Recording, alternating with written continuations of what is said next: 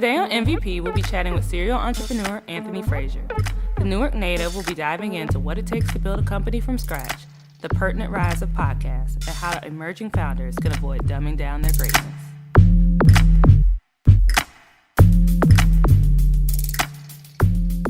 Hey, Anthony, welcome to the MVP podcast. I appreciate you showing up for me and taking some time out of your day to talk with me today. How's your day going so far? The day's going well, besides the rain over here. Everything is going well, I'm just loving life, loving every day I'm on this earth. I feel that. The weather is finally breaking in Chicago. So I'm grateful for that because I was tired. Yeah, y'all been tired. I was tired of this snow. I was like, why am I doing this to myself? I need to be careful complaining about winter. Right, until you get hit with that polar vortex and it's negative 24 degrees. It's going to humble you real quick. Exactly. I'm going to let y'all have that. Y'all can keep that.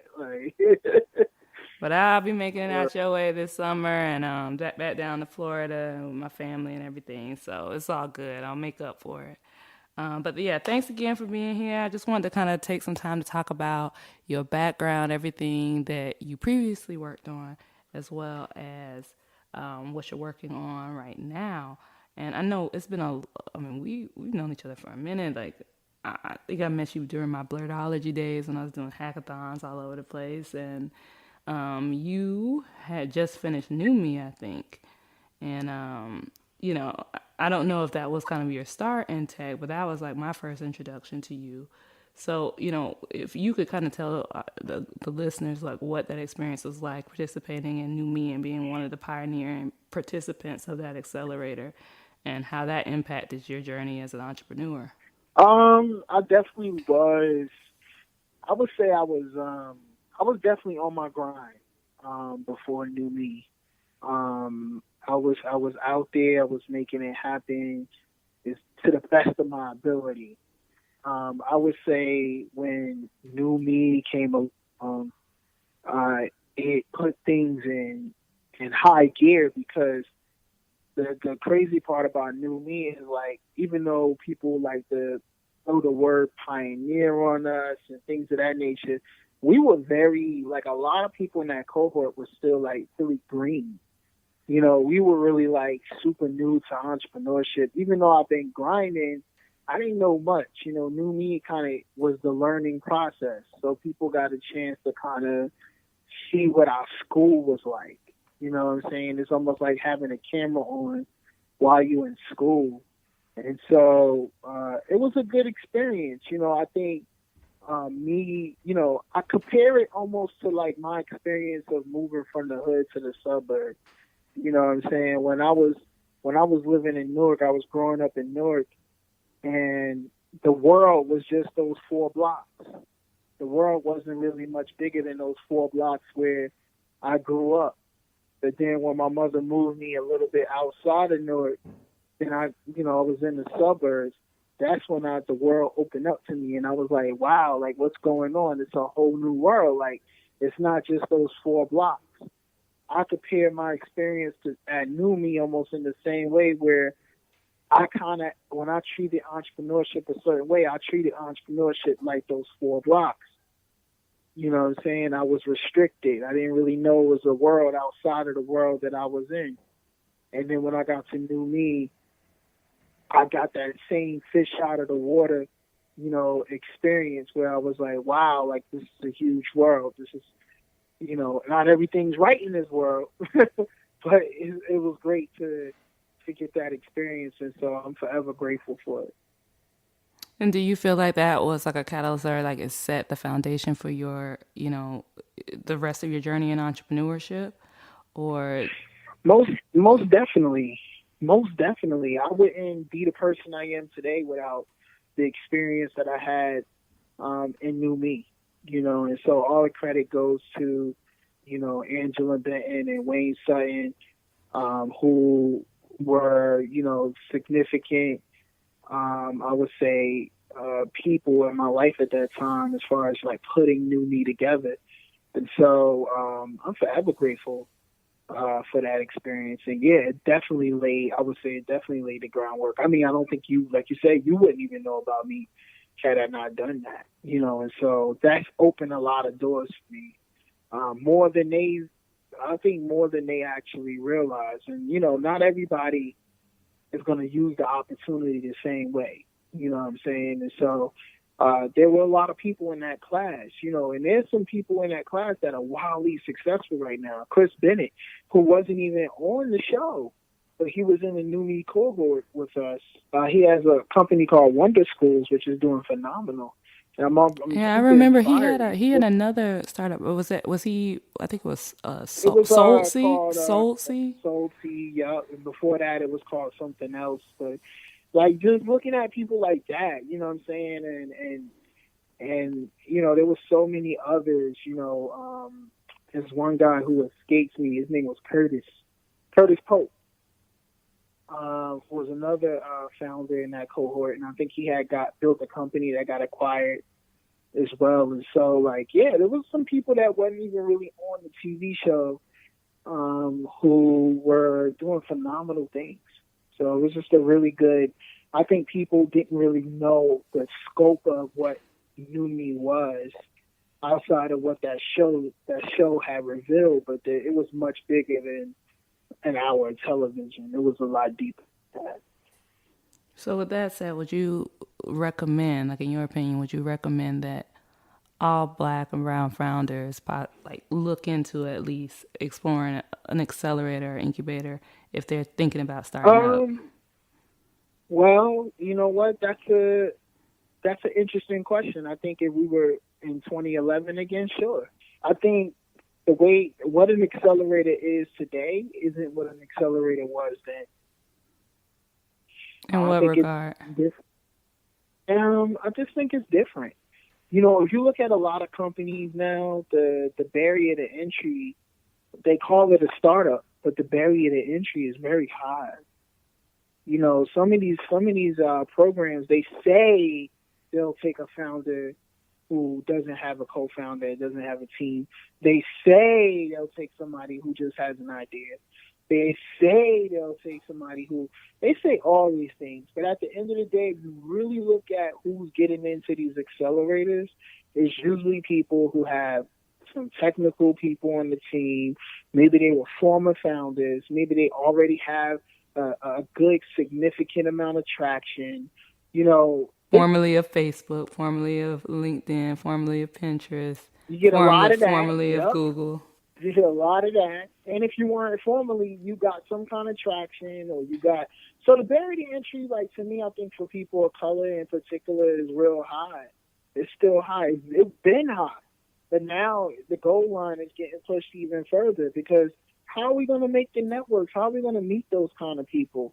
And I'm speaking from a general point of view. When I generally think about, people of color, especially from underserved areas, because I know there's a difference. When I talk about people of color, especially from these underrepresented groups and underserved areas, we don't have access to a slew of technical talent like that. You know what I'm saying? And so I see that changing, but it's changing slowly. Atlanta looks promising, but there's it just we just haven't gotten there yet. I think the most difficult part about that is like, like I know plenty of people who are either in school for like CS or who, identify as engineers or whatever, but like finding someone who wants to work on your project at the same time as you. And who has the Yo, availability? Because like sometimes people just aren't interested in your project. Like they have all we the don't have skills. enough. We don't have enough humble people. That's true. We don't got enough humble people.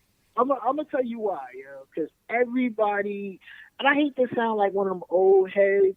Go There's ahead. like Go. it's Somebody gotta too say many it. chiefs. Somebody gotta say it. I mean, and the old saying is too many chiefs and not enough Indians, right? I think that's something that I think we just the other day a dude came up to me and was like, "Yo," he didn't say these exact words, but I'm paraphrasing. But he basically was saying, "Drop everything you're doing and come under me." And how did you react to that? I mean, I can guess, but I'm gonna let you tell it.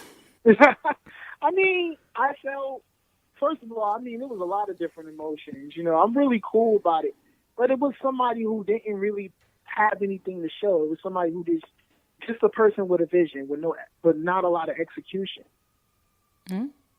But that's the point I'm trying to make, where you got this person who has all this vision, not enough execution, but in his mind, he's a leader. In his mind, he deserves to be in that spot. But he hasn't done anything to serve. And do you think that is a cultural thing? Is that like a black culture thing? Is that amongst everybody? Is that Um, well, I think it might be amongst other groups, but I'm only specifically talking about us right now. I feel You know, fair. and I can't really talk about it. Maybe it is a reality in other groups, but I think when we're talking about, you know, a lot of black fun, in my experience, maybe anecdotal. I don't know. I will let the listeners let me know that. But you know, but for me, I think it's a lot of people who, you know, I think Devon Franklin said it best. He was like, you got to carry the crown before you can wear one. And I just think that I've carried a lot of crowns for me to feel like I can wear one right now. You know what I'm saying? And build my empire and do what I want to do. I've been a man of service. I'm a serving leader. I'm a servant leader. Like, you know what I'm saying? Like, I don't mind rolling up my sleeves and helping somebody.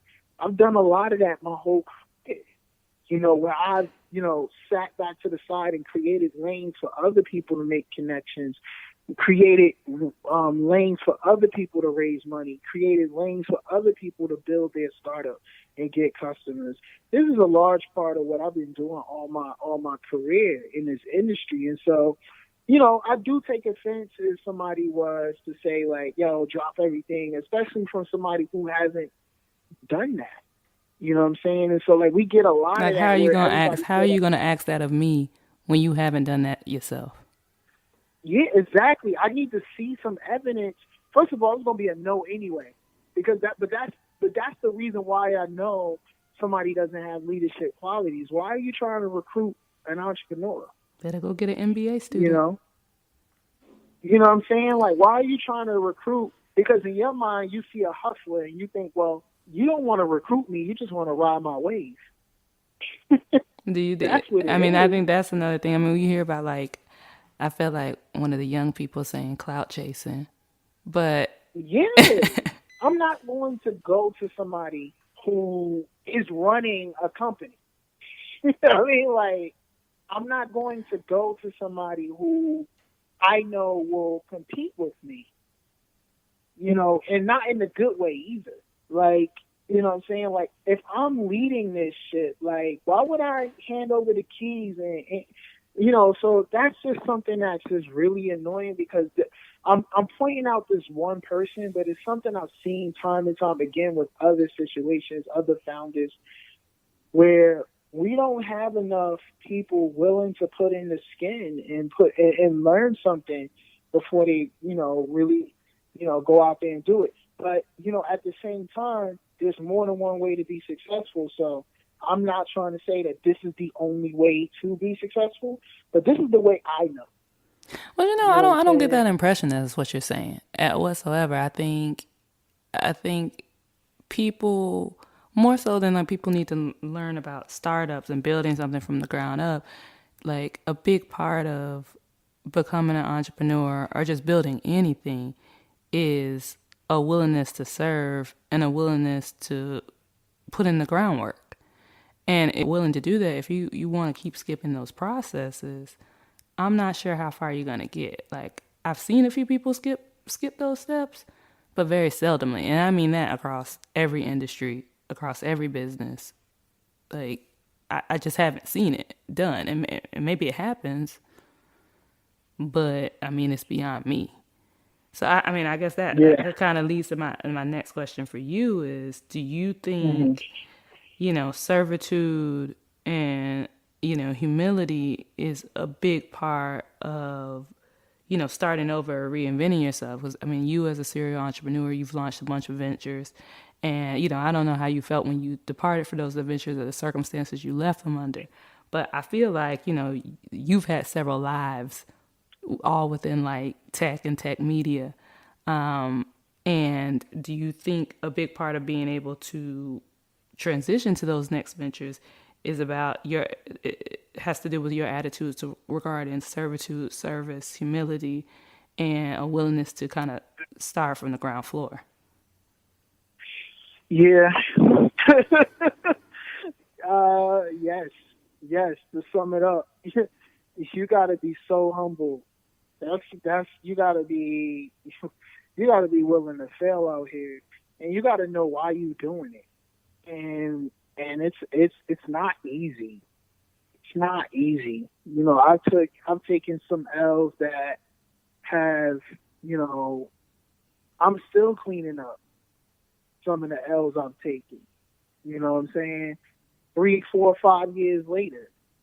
You know what I'm saying? And so that's what entrepreneurship is, a risk. I think we don't talk about that enough. Like this is not Shit ain't like sweet.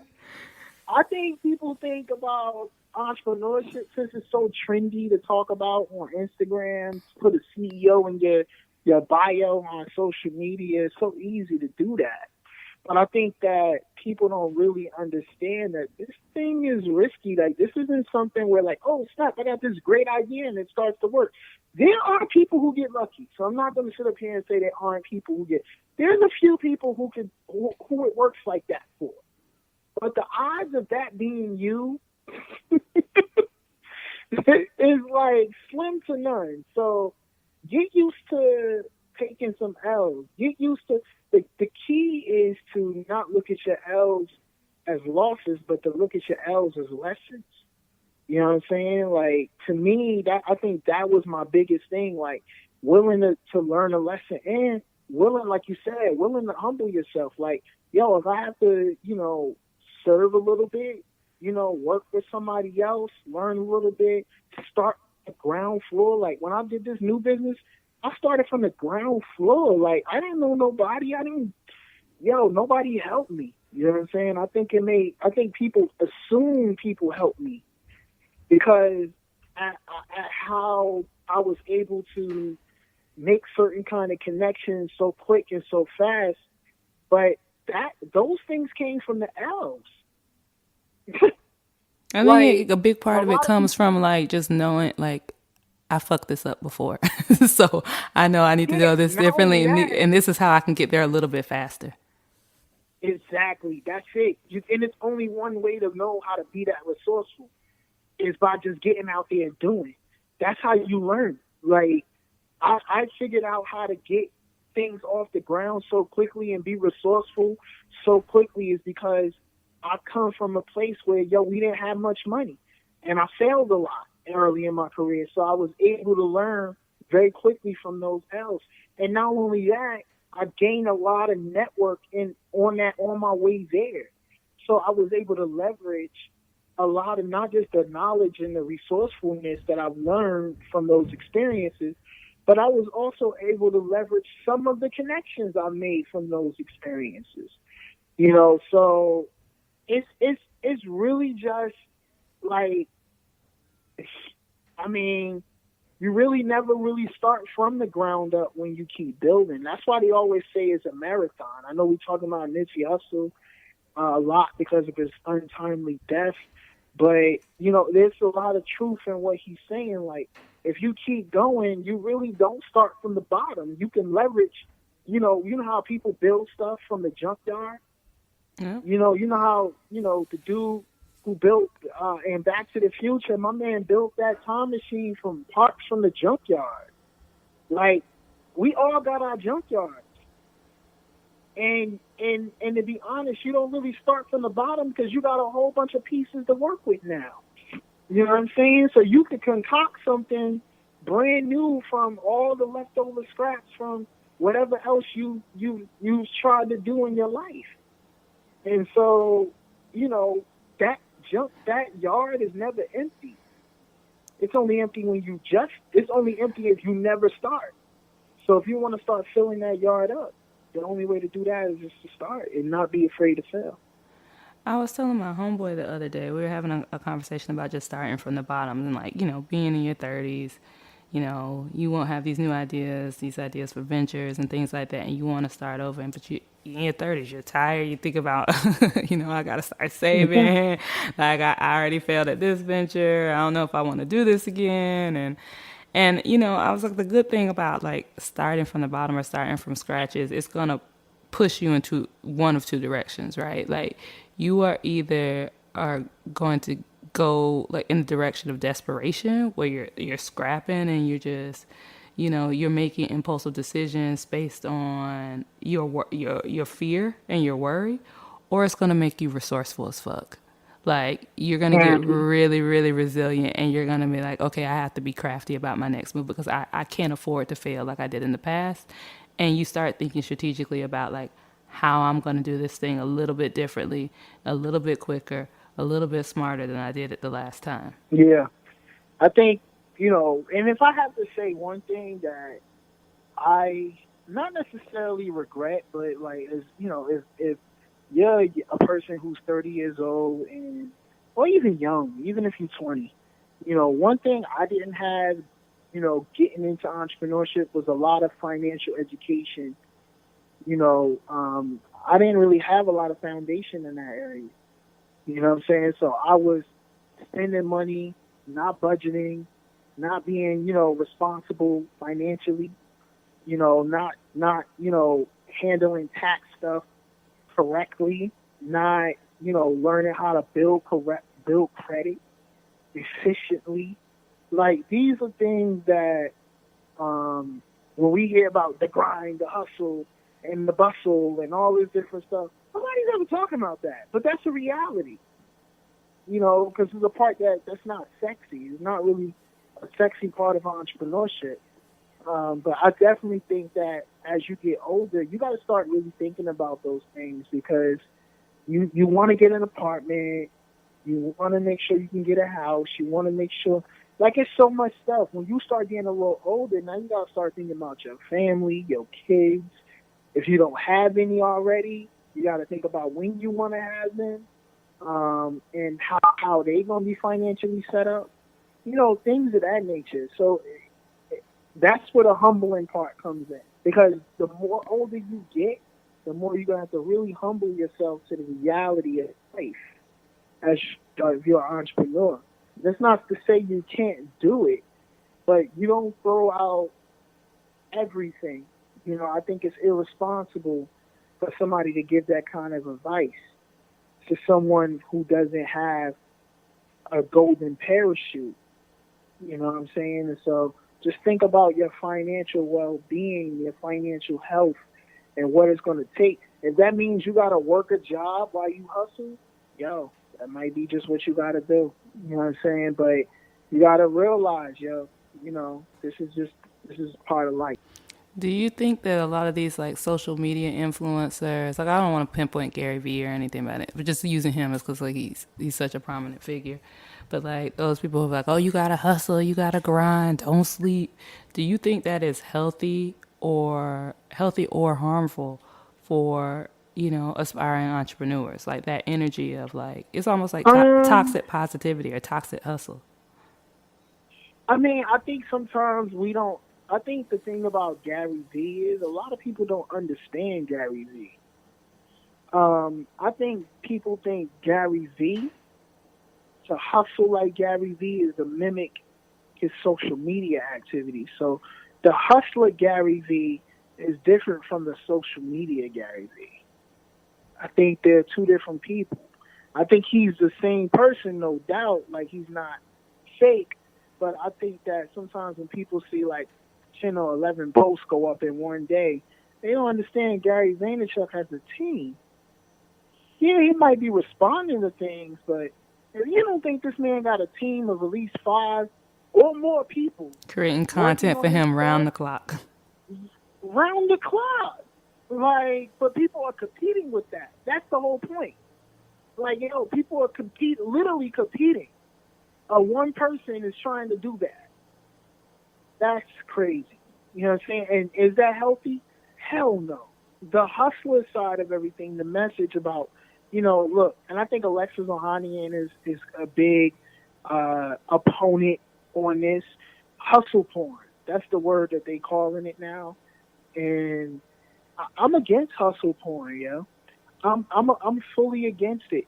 As somebody who look, I had an anxiety attack almost a year ago. You know what I mean? Thank God I was able to get over that, but that was scary for me. No, that's not cool. You know what I mean? Get your rest in. Start meditating. Adopt some healthy habits for yourself. Sleep 8 hours or whatever. Get your sleep in. Like, are there going to be some times where you might hustle and you got to beat deadlines and you might lose a little sleep? Sure. But to live a lifestyle like that, where you doing that 24/7 all week, no, that's not healthy. Don't mimic that. Trust me. Do It not ain't mimic that. worth If it. you try to do that, it's definitely not worth it. It's definitely not worth it. So kind of, Take it from me. touching on. Well, first, I'm glad you're okay. I'm glad that you come on the other side of that, and you were able to find ways to cope with that, and come through that.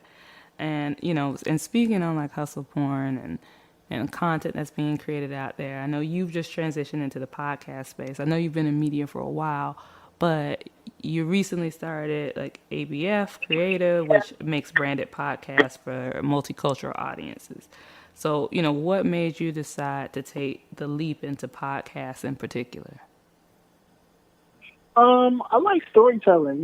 Like before I dropped out of school, I was in my major was television production. I had this big dream of going to NYU film school and making movies, whether that be me being a writer, a producer, director, maybe even an actor. Like just to me, I just love every part of the storytelling process, and I wanted to be a part of it. I wanted in. And then slowly over time, my interest kind of moved towards tech and interactive entertainment and things of that nature. But when I saw the podcast industry kind of um, inching back, I was like, yo, like this is interesting. Like this, I think I can get back into the storytelling business, and I see podcasts as a Trojan horse to much bigger things. Um, so that's what made me want to get into it, and not only that, but I didn't really hear too many multicultural voices or narratives being told. I hear a lot of interviews. I hear a lot of people talking about Cardi B. I hear a lot of talks about what's going on in the news, but I don't really hear it talked about our stories. And so, I love interview podcasts and I'm doing those. I have like one of them out right now with Credentials called Leaders Create Leads. But my ultimate goal for this company is to be a very big storytelling company. And so that's what you can expect from us and expect from me with this company. Okay, so I actually am. I know this is kind of ironic that I'm like hosting the podcast right now. I don't really know shit about podcasts. Like I just started getting into podcasts. I honestly feel like I was like living in like a bit of like a vortex for the past 4 or 5 years, like just building apps and just working on assorted projects, and I wasn't making time for any type of like media, entertainment, or anything like that. So I've like in the past probably year, I've started to really like develop like a playlist of like my favorite podcasts, and I just kind of decided to take the leap myself. But I'm still green on like learning like what podcast industry has in store. So, but I'm starting to see more and more articles about like acquisitions, companies like Mm. Spotify is aggressively acquiring companies like every other month. Different podcast networks and things are getting acquired.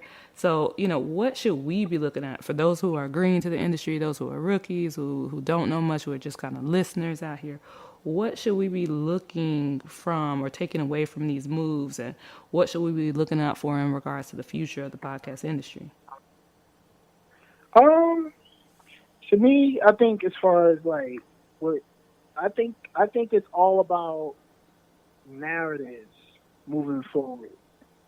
The line between and quality. Like I think the people who can tell the best stories are gonna be the winners. Like that's who's winning now.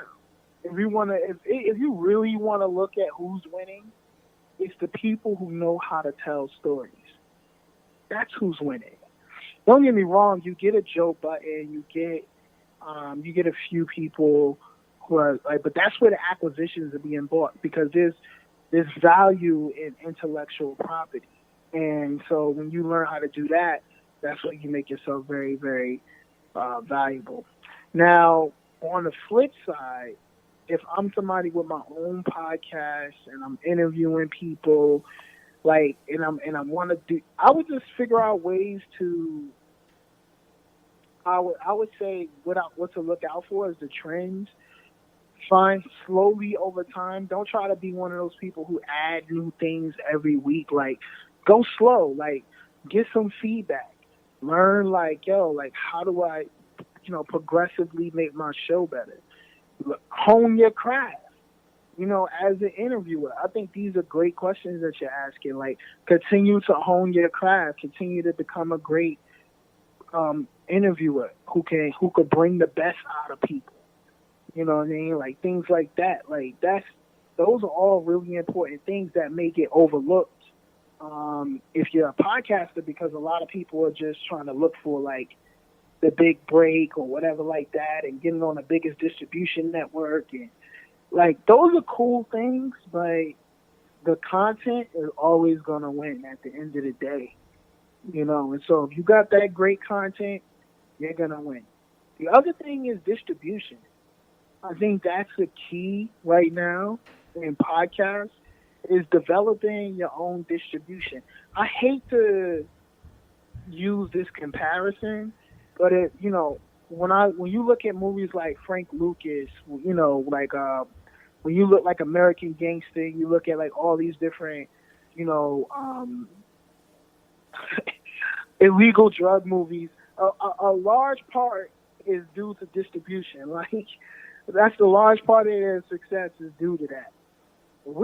That's where the podcast industry is today, right now.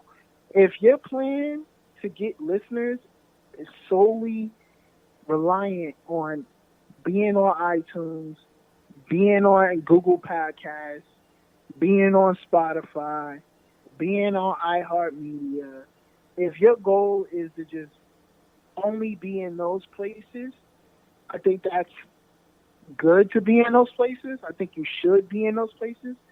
But you got to have a distribution strategy, meaning like, how are you really building your audience up? Are you collecting emails? Are you leveraging other people's email lists? What media partners do you have in place? So that way they can help share your content. You know what I'm saying? What nonprofits can you partner with? You know what I'm saying? Like nonprofits have audiences have email lists of 8,000 plus people. Nonprofits got big lists. What are you doing to partner with them to like give them this content to spread out to their organization, so they got quality content that they can share? So just thinking outside of the box about your distribution. Now, what are some like podcasts that I mean, this could be a shameless plug. I mean, you can shout out your podcast if you want, but I mean, what other podcasts should we be listening to? Do you think should be on our radar as entrepreneurs? Well, I just started listening to this podcast again called Mixergy. I used to listen to Mixergy back in the day. He used to have a website where he interviewed entrepreneurs. And so like I really rock with Mixergy. It's very consistent. It was hosted by this dude named Andrew Warner. All he do is just interview a whole bunch of entrepreneurs. He always asks hard questions. I really rock with that. Like I would check out Mixergy, and I wouldn't just deal with whatever the new stuff is. I would go in his archives and see like, yo, let me look at some of the past episodes and see what's popping. You know, like so that's the one I've been listening to. I would say lately, as an entrepreneur, I really can't say I've been listening to anybody else.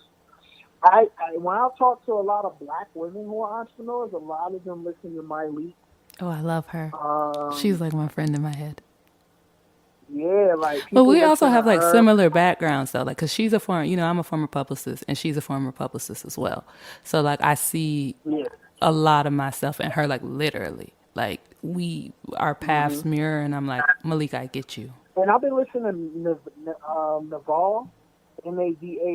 Okay. Um, he was the founder of AngelList, and also startups and raising money. And now his new wave is like on some philosophical type shit. Like, so I don't know if everybody's gonna be into it, but I think it's pretty dope. Like I listen to it because that's the wave I'm on right now, to be honest. And then the other thing that I like to listen to, which isn't necessarily a podcast, but I like to listen to meditations on YouTube. So like I go to YouTube, I put my headphones on, they got a whole bunch of different sound wave stuff, guided meditation, things like that. And I just like to listen to. I got a few favorites, but for the most part, I'm always on a hunt for something new on YouTube that's on that wave. I think mindfulness and meditation and relaxation is are big parts of an entrepreneur's growth. I agree. I agree. Something I really want to incorporate into this podcast, and I honestly haven't figured out the best way to do it quite yet, is like wellness as a form of business development. And like that's why I try to ask anybody who comes on the show, like not just like how you did that, like how did that feel? Like, did you feel like shit? Did you want to give up? Like, did you, experience a loss of enthusiasm when you were doing this? Like, did you go broke? Like, because people need to know those realities. And also that, like, I don't feel like I started to kind of turn the corner with some of my ventures. And, I've noticed this trend with other entrepreneurs as well is that I felt like until I started taking care of myself, things didn't really take off for me the way I wanted them to. And so, like, even in doing this and this podcast, it's like, I've wanted to do a podcast for a really long time. And it's something people have always told me, oh, you should do, you should explore. But I didn't do it as a form of like self development, self care for myself, and didn't pursue it just because I was so focused on the grind. And so I had to take a step back and be like, okay, I'm going to actually definitively do this for me. So I think it's great that you say, you touch on That's meditation the and best way to go mindfulness. about it. I would say this: if I had to give you any tips on doing this podcast, you got to be super selfish. And what I mean by that, and I mean by in the right areas, not all the way around. But anybody you talk to on this podcast, you got to approach every interview like, yo, I need to know everything about you that's going to help me be successful. And do it from that point of view. Like, don't even, because what's going to happen is 9 times out of 10, the person listening, they are like you. So I think you don't even have to worry about, oh, is this question good for the listener? If it's good for you, then it's probably going to be good for the listener. Because if you got that hunger to learn, that hunger for knowledge, where you're going to follow up, you're going to ask all the questions and really, really try to get to the root of what you're trying to learn from that person you on the podcast with, then you're going to end up with a very good podcast. I'll say that. I want it to be ultimately like intimate. I want it to, and I think my leak has done a good job of this, and I think this is why her podcast is so successful outside of just like resiliency. Like she's been doing this for a really, really long time, but I think why a person like her is so successful is she has mastered the art of oversharing. I feel like that she is very intimate about sharing details in her life that aren't always pretty.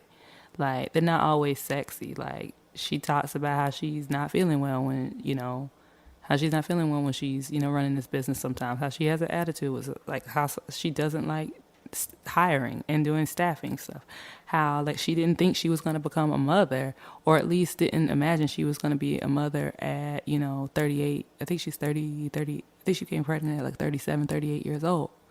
So I want to have those conversations with people, not, and it's kind of, I mean, it is honestly a little self-serving in that, like, I kind of wanted to talk to you guys anyway. I probably should have called you, but now I'm just having a conversation with you over a podcast.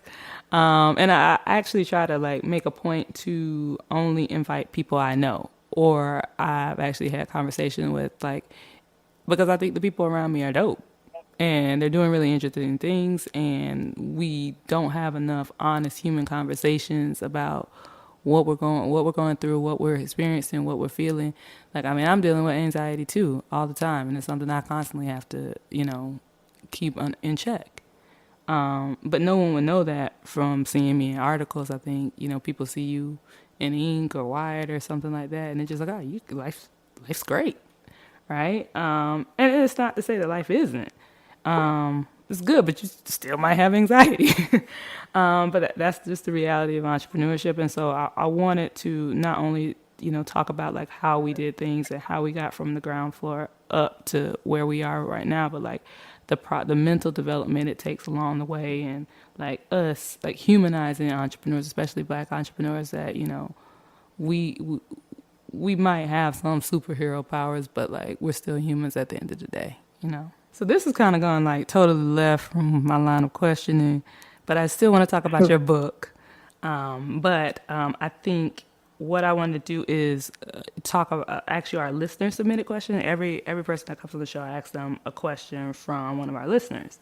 And so these are all real entrepreneurs and people who are growing their businesses, and they're not necessarily in tech. But I thought the question this week was really relevant to you in particular, because they asked about books as resources. So I'll just read it to you, and you can just give me your feedback on that, and then we'll segment into your, learning a little bit more about, don't dumb down your greatness, and you can tell us all about like why you wrote it. So my name is Aisha, and I recently launched a property management company out of Philadelphia in January of this year. Thus far, we've been successful in securing 2 different properties and have plans to manage more over the next year. We're really excited about our new clients, but my partner and I are still both working fairly demanding jobs as we grow the business. What are some tactics or recommendations you would make in learning how to seamlessly balance both a day job and a new venture? And are there any books or resources you might recommend for enduring entrepreneurship? I mean, for me, I think learning that balance of time, I think we even just talked about this earlier in the interview. It just means, you're going to have to put more time in. Like, I think sometimes we want to live the entrepreneur life and not sacrifice. And that's not to say that that's what this young lady is saying she won't do. I'm speaking in general.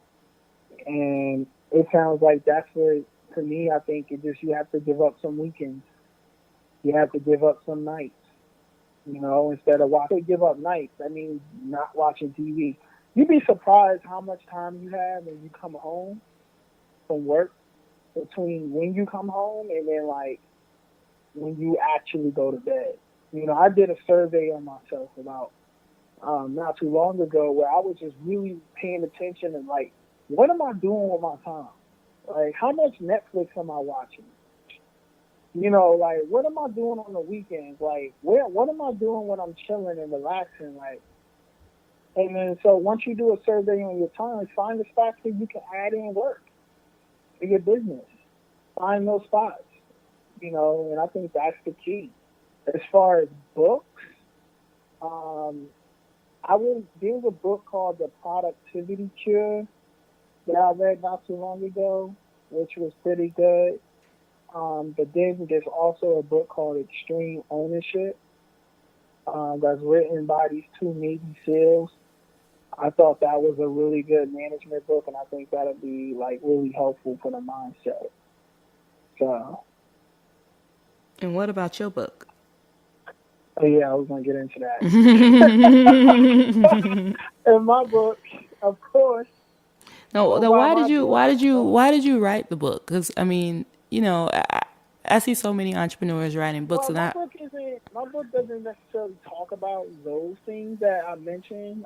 That she's not at least directly. Indirectly, yeah.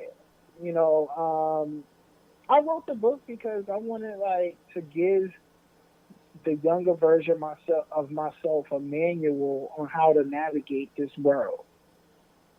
Um, you know, when I became an entrepreneur, there was a lot of things I had to learn the hard way, and honestly, there's still things I'm learning the hard way. So this isn't an end all be all book where you gonna learn everything you need to know. That's not what this book is. But there were some things where I was like, wow, like I didn't know how to deal with failure. I didn't know how to deal with self doubt. I didn't know how to tell a hater, tell the difference between a hater and somebody who was criticized. I didn't know how to set goals. Like these are all things. I didn't know how to create a morning routine. I didn't know how to create values and principles for myself. Like these are things that I cover in that book where it was like, yo, if I had known these things a little bit sooner, yo, I'd probably be, I don't know where I would be, but I know I probably would have been even more unstoppable than I am now. I feel that. Well, I'm definitely gonna push it to our listeners. We'll include a link to the book um, on our page and the actual when we list the podcast and everything like that. So we'll include it to make sure that everybody routes it to it. But where can everybody? I assume they can find it on Amazon. But if there's any place else they can find it, where would they be able to find the book, and where could they find you on your social channels? You can find a book on Amazon, Walmart.com, Amazon.com, BarnesandNoble.com. Anywhere I don't want to say anywhere you buy books, but Somebody might pull anywhere up to their local online. bookstore and say, "I didn't find the book anywhere." Basically, mostly all the places you could buy books online. Okay. And what about your social media So, handles? and then on social media, you can find me at Anthony Frasier. That's AnthonyFrasier.